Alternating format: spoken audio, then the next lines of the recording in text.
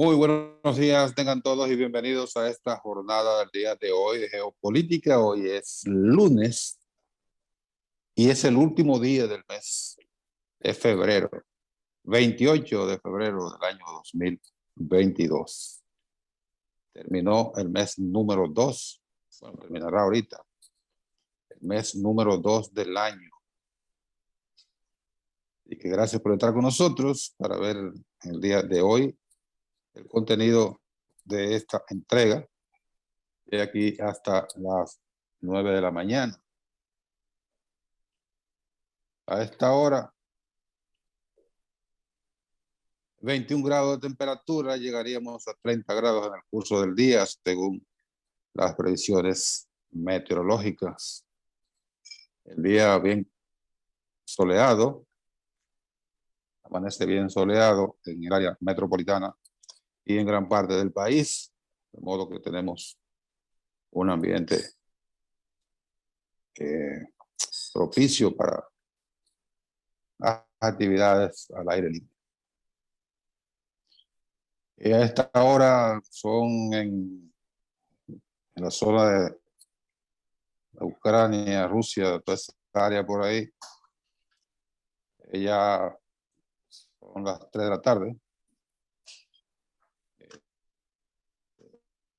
No hemos visto ninguna información acerca del diálogo que iban a iniciar en la mañana de este lunes, las partes en conflicto en Ucrania y Rusia, de modo que surgió anoche esa posibilidad de un entendimiento, de negociaciones para tratar de frenar las acciones bélicas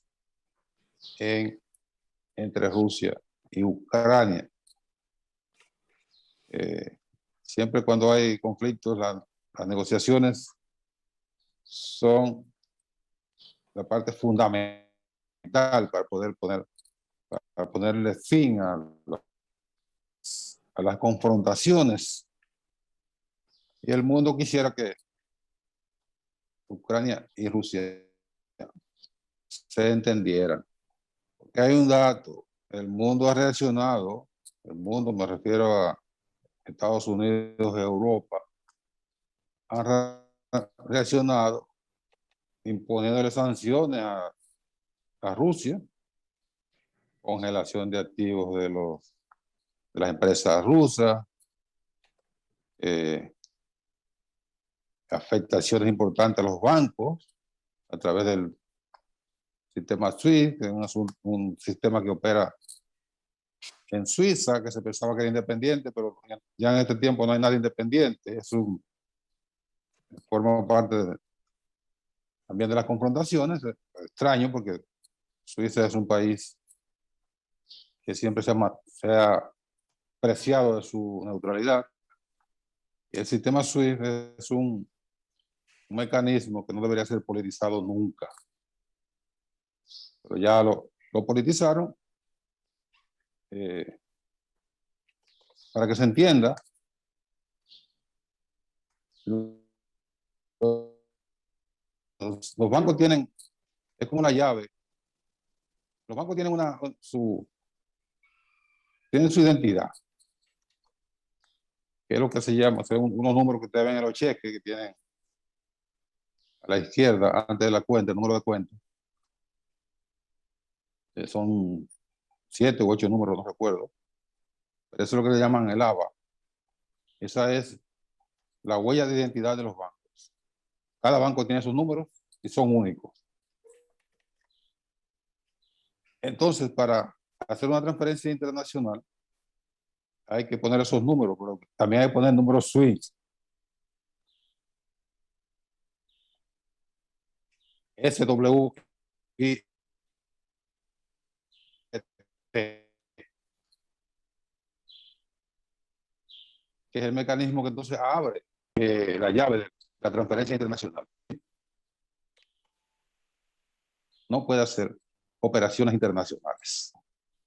Por lo tanto, lo que le han hecho con bancos suizos, con bancos rusos, perdón, es que les han cerrado ese acceso al mecanismo de transferencia. Explicado así medio callejeramente, pero eso es lo que no lo estoy haciendo de forma académica, lo estoy haciendo de una forma ligera.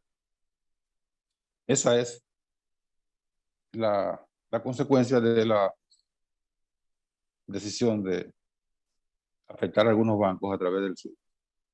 Bien. Las otras son las sanciones, ya directamente.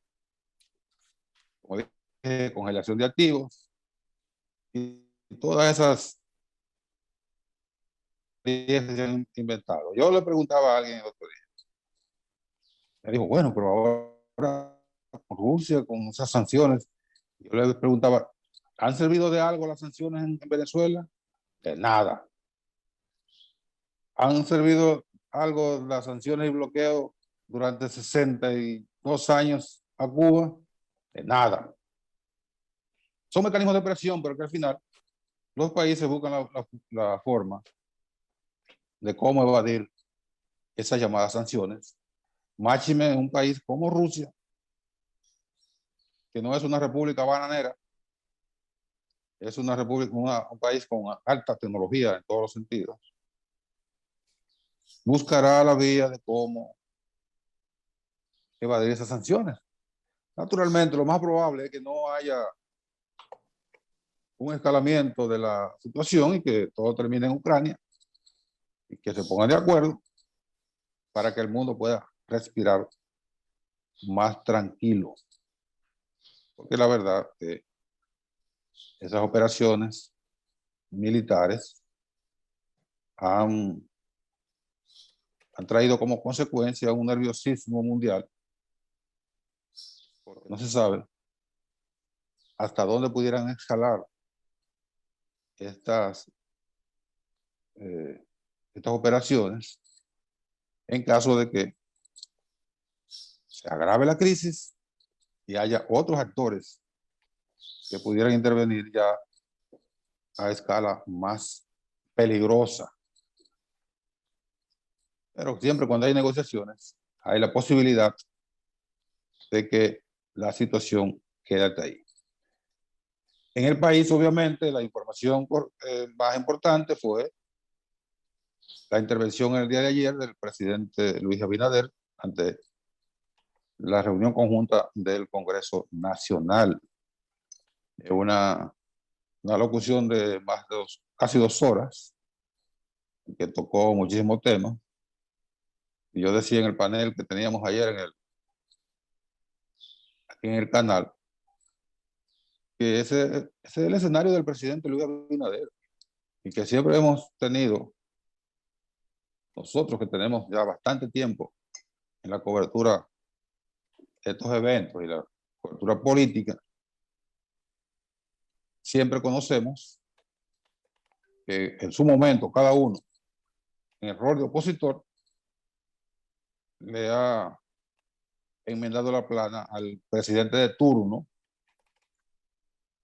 señalando que su discurso no corresponde con la realidad, y ya eso lo conocemos. De modo que fue la continuación de lo que ha sido un temperamento consuetudinario de los dirigentes políticos en analizar el discurso del presidencial desde la óptica de la oposición. Y los funcionarios, como es lógico que ocurra, y los dirigentes del partido de gobierno en cada momento se explayan en los elogios a la pieza presidencial. Insisto, ese es el discurso del presidente. Eso era lo que el presidente quería decir. Cada dominicano tiene el discurso que el presidente debió pronunciar. En el momento que hablaba Balaguer, Hipólito Mejía, Leonel Fernández, Danilo Medina y ahora Luis Abinader, cada dominicano quiere que el presidente pronuncie el discurso que le acomoda a cada uno. Y eso no es posible. presidente tiene su discurso y el que quiera analizar, tiene que analizar ese discurso. Ayer el PLD emitió una declaración a los pocos minutos de terminar el discurso del presidente y decíamos en el panel que me parecía, por ejemplo a mí, me parece que el PLD está respondiendo otro discurso, no el discurso que pronunció Luis Abinader, porque señalaba cuestiones que el presidente supuestamente no habló, que estaban contenidas en el discurso. Yo dije, bueno, ellos oyeron otro discurso, no es. Pero esa es la posición del PLD. El partido Fuerza del Pueblo también criticó el, el discurso presidencial, señalando que había sido una reiteración de promesas que había hecho incluso en el anterior discurso del 27 de febrero del año 2021. Es la posición de un partido de oposición, igual que la del PLD. Y esa es aquí y en toda parte del mundo donde se ejerce la actividad política abiertamente. Siempre los partidos de oposición van a plantar reparos a los discursos presidenciales. Nada nuevo bajo el sol, de modo que eso hay que entenderlo. Que el presidente pintó un panorama que parece de otro país, también hemos escuchado eso en otras ocasiones. Ahora, hay que entender que un presidente no puede ir a hablarle al auditorio, que es todo el país, con pesimismo con malas noticias. El primer optimista tiene que ser el presidente de la República, porque es el primer ciudadano del país. Y si el primer ciudadano del país va a ponerse la mano en la cabeza, bueno, esto se embromó, esto se fuñó con J, ¿qué vamos a hacer todos nosotros, los pobres mortales? Así que el exceso de optimismo de un presidente hay que entenderlo desde ese punto de vista. Vamos a hablar con Marcos Cross, lo tenemos en línea ya, se me salió ahí ya. Ahí volvió Marco. Marco, buenos días. Gracias por estar Buenos días, Nelson. nosotros. Tempranito analizando el discurso del presidente, te escucho. No está analizando. No está tanto analizando, porque yo de aquí del canal, un recuento más o menos ligero de lo que ha sido el temperamento político a lo largo de toda la historia del país. Entonces, señalaba la posición del partido Fuerza del Pueblo, del cual Marcos Cross es un dirigente importante. Está bien ahí, Marco, no arregle más, porque como dice el refrán, el diablo jodió tanto, arregló tanto a su hijo que le partió los brazos. Así es, pero estamos bien. Está bien, sí, está bien juntado ahí. De nuevo, buenos días. Buenos días, Nelson. Leandro, buenos días. Hola, Marco, ¿cómo estás? Estoy aquí preparado para ayudar a la población dominicana a entender la gobernanza de un país, en este caso del presidente Abinader. Arranquemos entonces. Todo preparado, como tú digas. Sí, yo decía que la Fuerza del Pueblo emitió una declaración poco después del discurso y señalaba algunos puntos de que el jefe del Estado había repetido promesas y que le señalaba algunas de las que fueron formuladas el año pasado y en el curso del año, y tanto en el curso del año anterior como su discurso del 21, y que muchas de esas promesas no habían sido concretadas en realizaciones, que ahora repitió algunas de ellas. Podemos empezar por Bueno, ahí. excelente, excelente. Fíjate, el presidente Abinader tomó un país en medio de una crisis pandémica universal que azotó gravemente a la República Dominicana y sigue azotándola, aunque ahora en menor medida.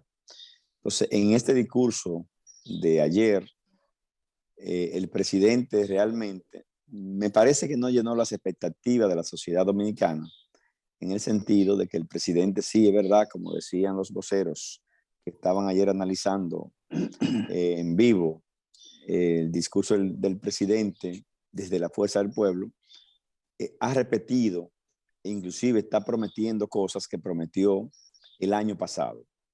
La mayoría de las grandes obras de infraestructura del país, el presidente muchas no la ha iniciado, otras hoy se encuentran quizá en un 20%, la más avanzada puede estar en un 40%, pero muy poquitas obras de esas ha concluido el presidente Abinader.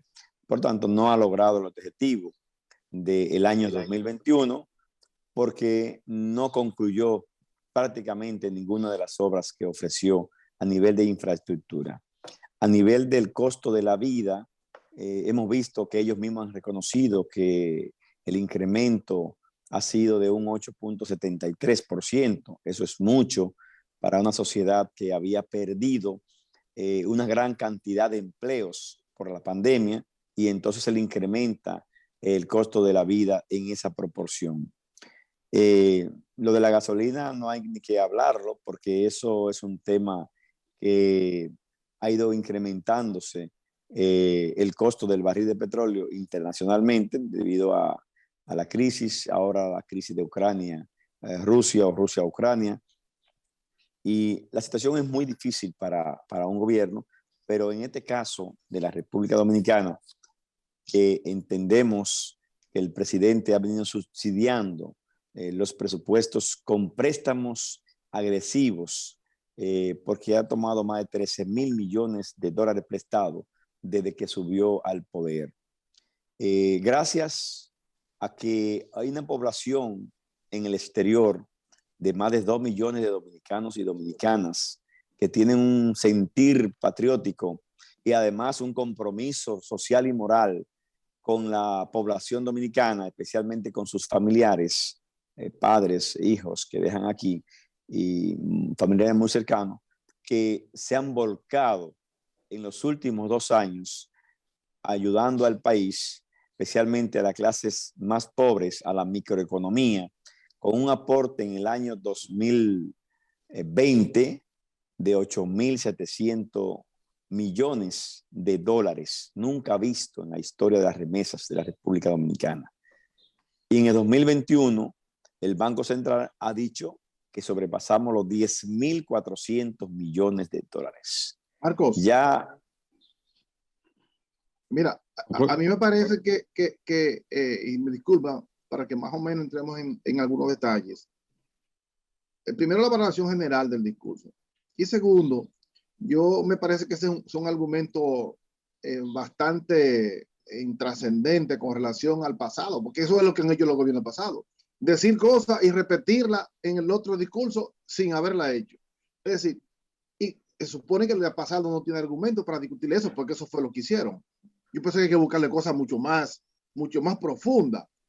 Y me parece que hay algunas cosas que este gobierno no ha hecho, que ha afectado por cuestiones que vienen de fuera, que no es culpa del gobierno, que sube el petróleo, que suba los commodities. Eso tú no le puedes echar la culpa al gobierno y no tengo nada que defender a este gobierno. Yo lo digo como orientación general, viéndome desde un punto de vista desde fuera. Yo pienso que hay que criticarle al gobierno algunas intrascendencias sobre temas nodales, fundamentales, que pudieran hacerse, pero que el otro tampoco, no argumentando, no regresando, sino viendo el futuro. Yo estoy contigo, eso es una realidad.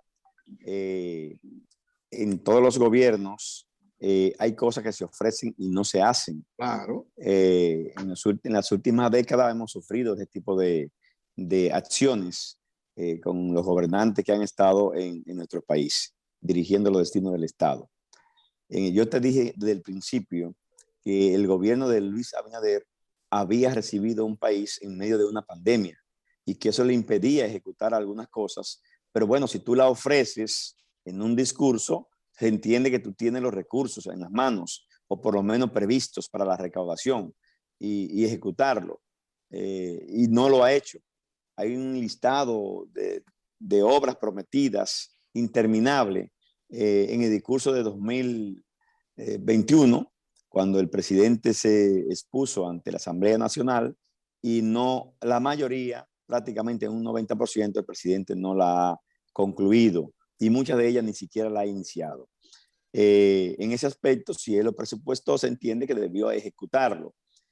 Hoy, en el discurso de ayer, lo que habla de continuar una serie de obras, por ejemplo, en el sector turismo, habla de compromisos de empresas internacionales que tienen aquí bases a nivel de la hostelería, pero son promesas, porque mientras no se ejecuten una serie de obras que debe hacer el gobierno, especialmente en la zona de Pedernales, que tenemos desde el gobierno de Danilo anunciando que ya vamos a arrancar, que ya va a el sur a desarrollarse, que ya tenemos eso resuelto, que las tierras, bueno, sencillamente nada.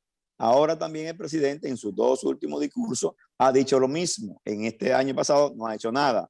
Ahora reitera que ya tiene 5 o 6 empresas que ya tienen el compromiso definido para iniciar la construcción de un conjunto de más de 12,000 habitaciones en el país, y en el caso del sur profundo, pues más de 4,000 en este año, y que iniciarían los trabajos a mediados de este año. Bueno, yo espero que sea así, por el bien de los residentes en todo el sur, desde Barahona hasta las provincias fronterizas con Haití. Asimismo, asimismo, pues tenemos también el tema de la educación. En la educación, el gobierno no ha dado pie con bola. Creo que ahí tiene la mayor razón, Marcos. Sí, pienso que el gran déficit de este gobierno ha sido la educación.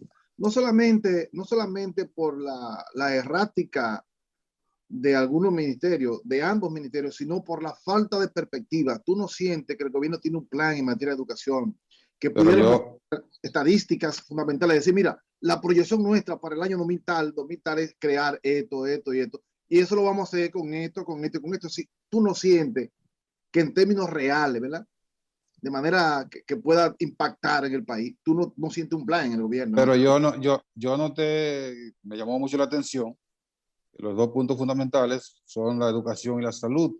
El presidente le dedicó bastante tiempo a la salud y muy poco a la educación. Casi nada. Parece como que parece que él no está conforme con lo que está pasando allí. Yo te puedo explicar, mira, yo acabo de publicar un libro que se llama Sistemas Educativos por la Excelencia del Docente, que no sé si habrá alguno por ahí. Lo publicamos en la Universidad Autónoma de Santo Domingo, donde analizamos a profundidad la problemática de la educación dominicana. Esa es nuestra área fundamental, aunque en el país hace 31 años que salí migrado hacia Europa y no he ejercido, solamente ejercí la carrera 12 años en el país a nivel de impartición de docencia en secundaria. Pero es una materia que yo investigo, y escribí ese libro sobre los grandes sistemas educativos que existen en el mundo. No quiero comparar ni traer a copiar un sistema, porque no es posible que nuestra sociedad asimile el sistema de Finlandia o el sistema de Singapur o el sistema de Inglaterra o el sistema, el más asimilado a nosotros es el español, porque tenemos mucha coincidencia con ellos, pero tampoco podemos asimilarlo. Sin embargo, yo he cifrado el problema de la educación, primero en una mala gestión de la actual administración y también de las anteriores administraciones. La gestión del presidente Danilo en sus 8 años fue funesta. En el 2008 se hizo un segundo plan decenal aquí en la República Dominicana. El primero se hizo en una gran negociación que se hizo desde el año 89 con el doctor Balaguer y concluyó en el 92 con la planificación a 10 años de la educación, el gran plan decenal, que vino un técnico de Naciones Unidas, Lorenzo Guadamuz, a organizar ese sistema. Bueno, no avanzó hasta el 96, es en el 96 cuando realmente se relanza, cuando se crea la Ley Orgánica 6697, que la promulga el presidente Leonel Fernández, cuando se reintroducen los alimentos en el país, en las escuelas públicas, cuando se crean los laboratorios informáticos por primera vez en secundaria, cuando se crea un plan nacional de formación de docentes que terminamos ya. Hoy día no hay maestros sin titulación en la República Dominicana y hay que hago el presente. El sistema tiene cerca de 108,000 docentes titulados. Un momentito, Marco.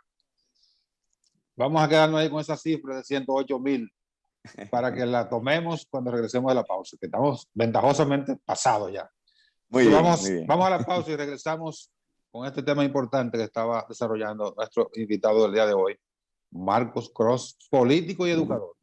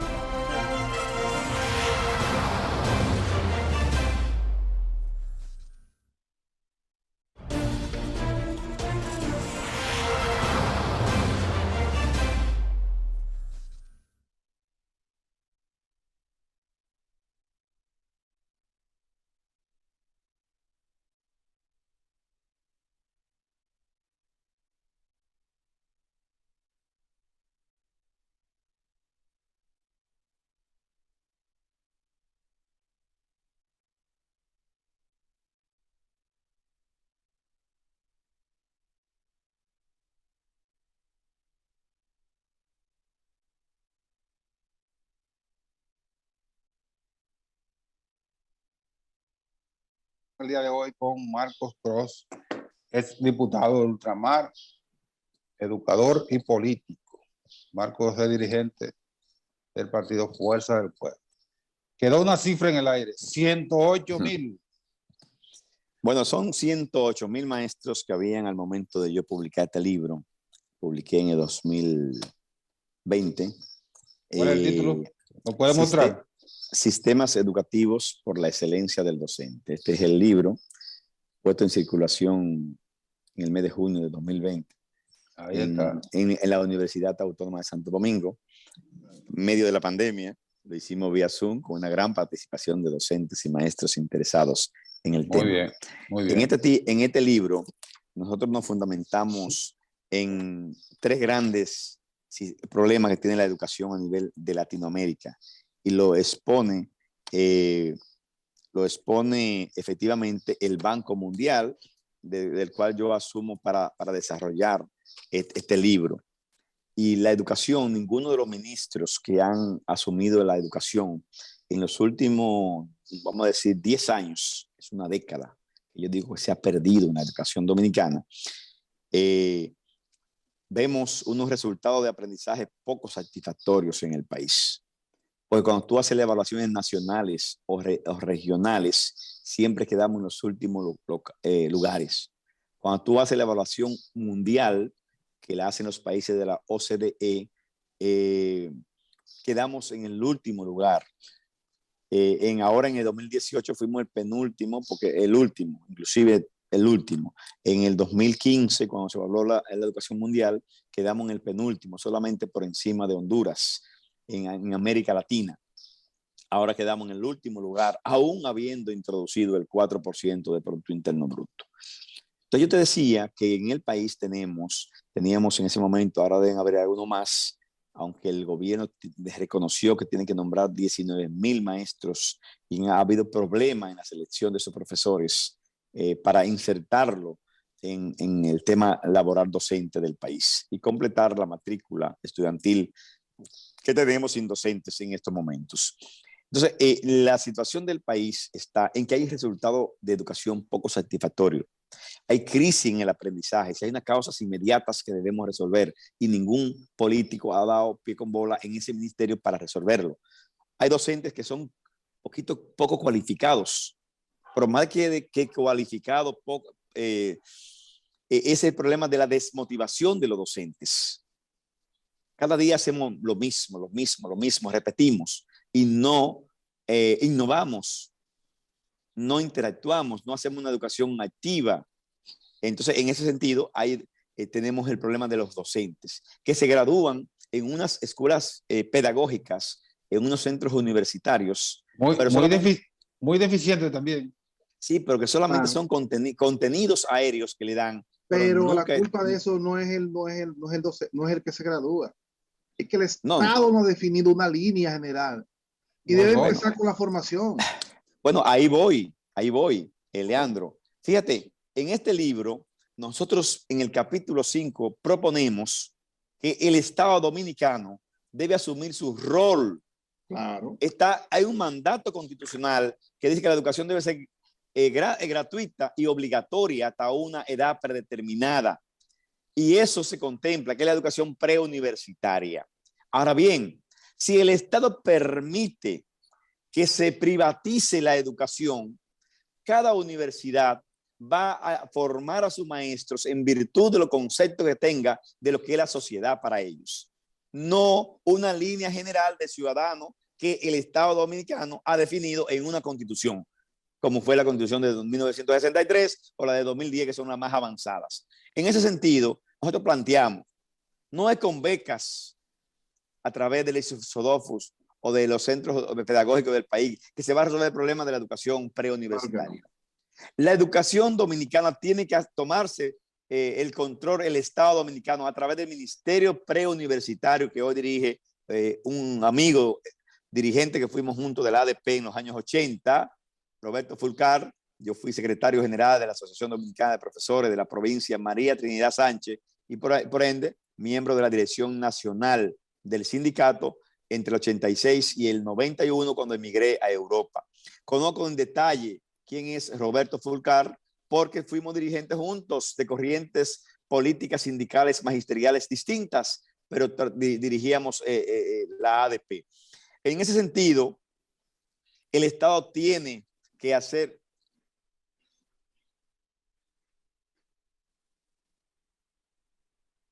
¿Qué pasó? ¿Se fue Marco?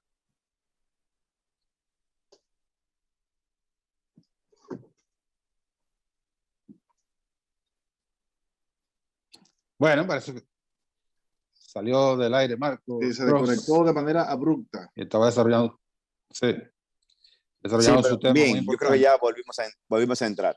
Ay. Voltea el celular, ponlo vertical. Voltea el celular. Así. Vamos a ver. Los mecanismos son un problema. Sí. La tecnología. Ahí está bien. No está tan bien, pero puede caminar. Seguimos. Está en silencio. Bien, ahora estamos en línea de nuevo. Ok. Que el Estado debe asumir el control de la formación de los docentes dominicanos. Totalmente. Por eso pero de verdad, nosotros hablamos. Y en ese sentido, este gobierno no ha hecho nada en los 2 años que lleva trabajando, pero tampoco lo ha hecho Danilo en los 8 años pasados. Si tú te vuelves un chin atrás y te ubican en el 2000... ni tanto tampoco hizo el otro. Aunque fue uno de los que más hizo, pero tampoco hizo una gran cosa. En los periodos que más avanzó, Leandro, la educación, que no logró los objetivos propuestos tampoco, fue en los gobiernos del expresidente Leonel Fernández, y no es que sea el líder de nuestro es verdad, partido. hizo bastante. Y mi líder, te digo algo, mira, esa política de becas es equivocada. ¿Sabes por qué? Y ahora te paso a explicar. Porque yo la critico, la de becas internacionales en parte la critico, y en el libro yo planteo porque también. Eso no va a tener impacto. No va a tener impacto. ¿En cuántos años? 50 años va a tener impacto.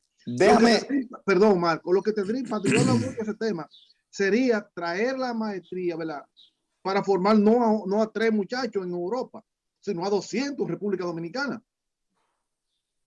Con un acuerdo con la propia universidad, a través del Estado. Lo que pasa es que no se puede dejar la educación al negocio, porque las universidades no del Estado, lo que interesa es que se inscriban muchachos y que y que estén semestre ahí, porque por eso dan hasta trimestre. Pues, ¿qué importa que den trimestre o no trimestre? Si lo que le importa es que paguen cada mes.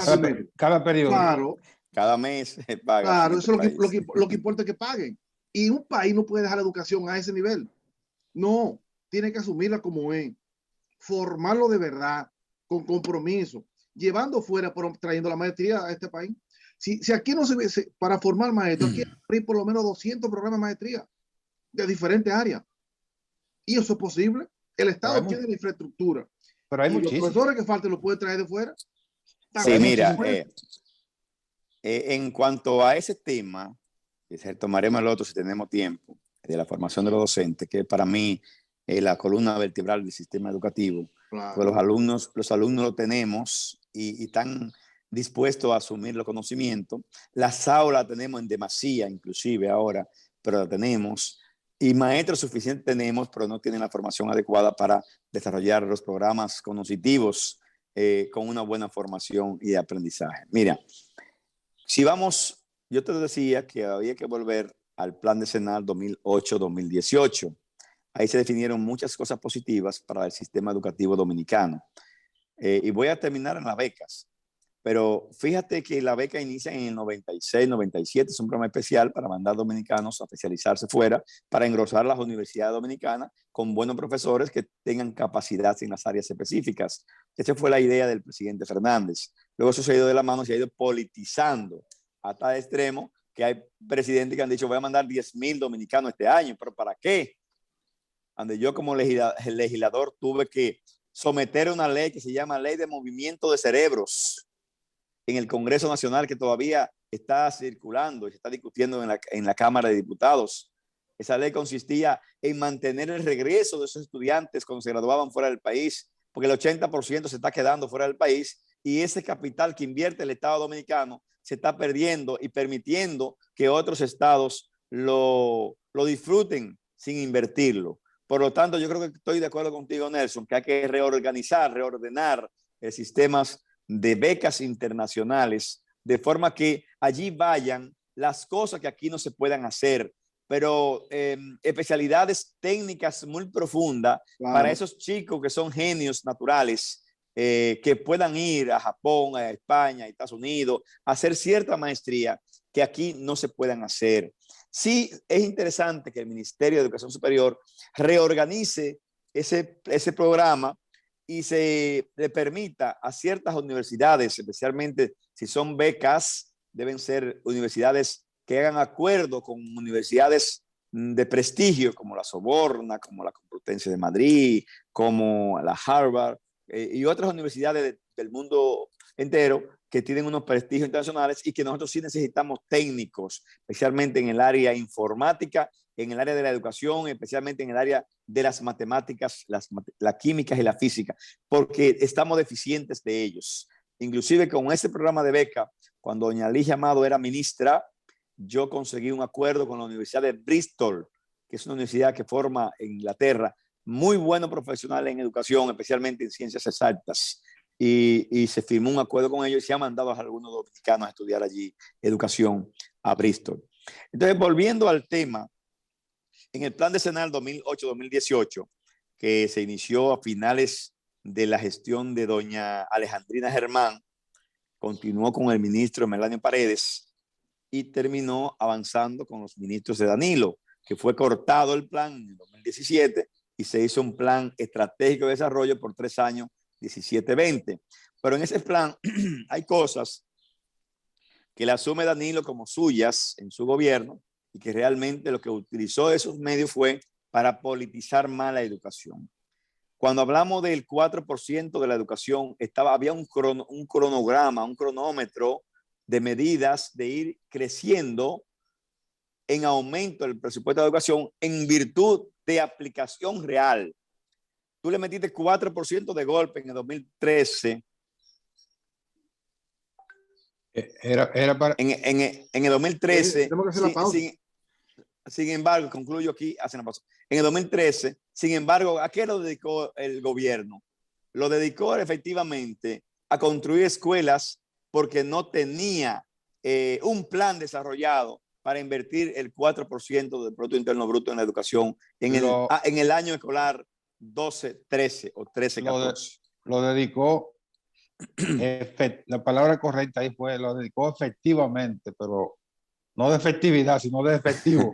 Efectivo. Pero además es un proyecto que está desarrollado ya, que se venía aplicando de manera paulatina, y en el 12 efectivamente se cumplía el plazo, ustedes lo pueden leer, está en los documentos, está en mi libro, el plazo del plan decenal para iniciar en el 12-13 con el 4% del Producto Interno Bruto. Pero más que en edificaciones de aulas, era en el tema de formación de maestros e incentivo a las didácticas, a la metodología, a los materiales audiovisuales. Eso no deja efectivo. No, ahí está el lío.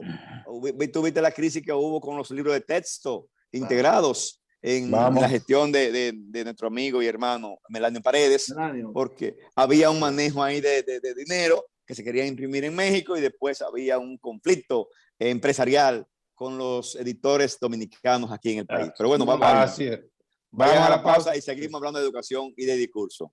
Vamos a la pausa y regresamos de inmediato con Marcos Cross.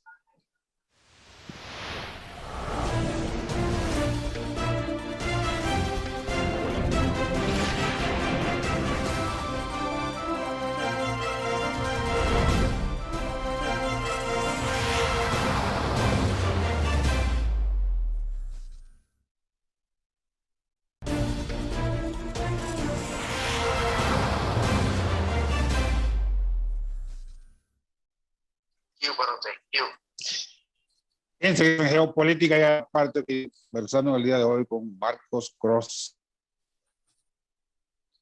dirigente del partido Fuerza del Pueblo, educador, es legislador. Marcos, ¿sigue en línea? Sí, estamos en línea. Ahí está. Que no. Bueno. Estamos en línea. El tema educativo apasiona mucho a Marcos, de todo, gran parte del tiempo, desarrollando sus ideas. Eso es importante porque educación en todas las latitudes es lo fundamental para que un país se desarrolle. Puede ser un país rico, si tiene un sistema educativo deficiente, sus ciudadanos podrán tener dinero, pero no serán desarrollados. Porque si mentalmente están vacíos, no le vale de nada el dinero. Oye, eso del 4% fue un tema que desde el principio generó muchas discusiones a partir del criterio de que no solo es dinero en las escuelas, que hay otros elementos mucho más relevantes que el dinero, aunque se ejecutan fundamentalmente con dinero, pero que eso no, se pensaba que inyectamos el 4% y ya se resolvieron todos los problemas educativos. Y ocurre que no, que ahí lo que fue mucha gente de hacer negocios y a lanzar candidaturas. Sí, le abrió apetito. Presidenciales. De hecho, el gobierno de Danilo Medina salieron 3 precandidatos presidenciales que fueron ministros de educación. Una barbaridad. De educación, así es. Sí, que el manejar tanto fondo en educación le abre el apetito a cualquiera, hasta para ser precandidato presidencial. ¿Usted imagina lo que es? Sí. Esa locura que se le ocurre a la gente. Marco, políticamente hablando, ya en estos minutos finales que nos van a quedar, ¿cuánto? 6 minutos. Muy bien. La fuerza del pueblo en Europa, ¿sigue manejando la fuerza en Europa? Sí, estamos coordinando el partido, nosotros estamos bastante avanzados. Nos dimos una meta para afiliar 16,000 dominicanos en la Fuerza del Pueblo, una cantidad que podría superar todas las fuerzas políticas del exterior. En este caso ya llevamos más de 8,000 dominicanos afiliados, con cerca de 500 direcciones de base, y iniciamos el proceso ahora de formación de direcciones medias, direcciones de ciudades, autonomías y países. Tenemos estructura en todos los países de Europa donde la Junta Central Electoral tiene organizado su proceso de empadronamiento, que son en 6 grandes ciudades donde hay junta electoral, como Madrid, Barcelona, Valencia, ahora se crea una OCLE nueva, Milano, Zurich y Ámsterdam. Entonces se vota en 11 países. Nosotros hemos sabido ganar todas las elecciones desde el 2004 que se vota hasta el 2016, pues en el 20 un fraccionamiento, y entonces no logramos el objetivo de ganar nosotros como fuerza del pueblo las elecciones, y era imposible ganarlas apenas 2 meses antes de las elecciones municipales, estar organizando hoy y reconocido por la Junta Central Electoral. También dirigimos la Secretaría del Dominicano en el Exterior como subtitular, que abarca también la promoción y organización del dominicano en todos los continentes del universo. Estados Unidos, Centroamérica, el Caribe, Sudamérica y Europa. Estamos totalmente bien organizados, estamos trabajando para los fines. El partido superó el sábado pasado los 700,000 afiliados. Entregamos un padrón a la Junta en diciembre con 648,000 afiliados a nivel nacional e internacional. Hoy ya superamos los 700,000 afiliados y seguimos trabajando en las calles, en los barrios, en los países, para garantizar que en este año, a más tardar en mayo, junio, tengamos 1 millón de dominicanos dispuestos a trabajar para que cambiemos los destinos de este país. Mira, Marco, liderado, claro, por el compañero presidente Leonel Fernández. Mira, el presidente Luis Abinader en su discurso fue enfático en pedir de los legisladores, y tú pasaste por ahí, me imagino que estaba ya ahí esa propuesta. Va a introducir unas leyes hoy y pidió a los legisladores que aprobasen la ley de extinción de dominio para recuperar los bienes mal habidos y lo que no se puedan justificar en el país. ¿Qué opinión te merece eso? Primero como legislador y político en sentido general.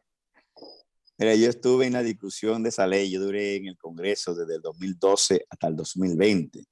En esa ley hay muchos intereses cruzados y quizá este gobierno puede sacarla, pero el gobierno tiene de Congreso en la Cámara de Diputados como en la República.